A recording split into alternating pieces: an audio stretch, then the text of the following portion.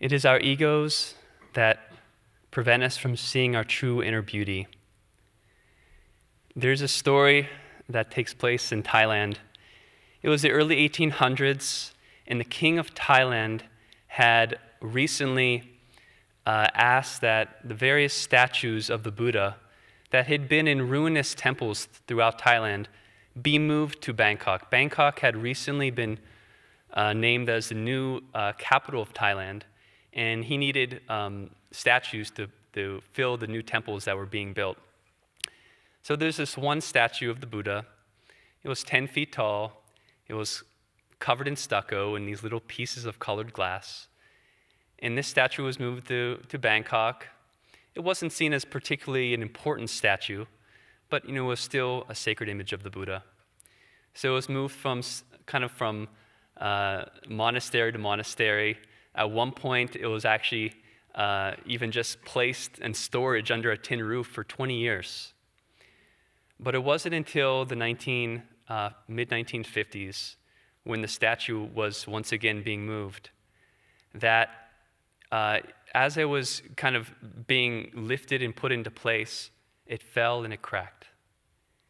And so, as the story goes, they kind of place it back on the ground. It was raining outside. They covered it in a tarp.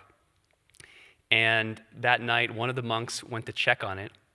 He lifts the tarp, he shines a light on it, and where that crack was, he sees something shimmering. Eventually, they take away all the stucco. Turns out that image of the Buddha was made of solid gold.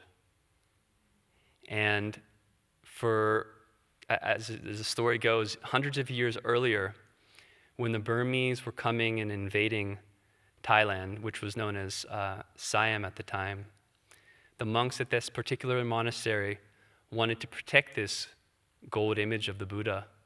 And so they covered it in stucco and pieces of glass. And its glory had remained hidden for hundreds of years. So it is too with us.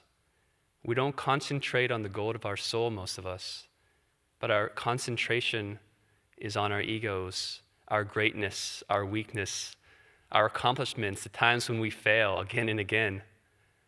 But as Master said, to master our egos, we must learn self-control.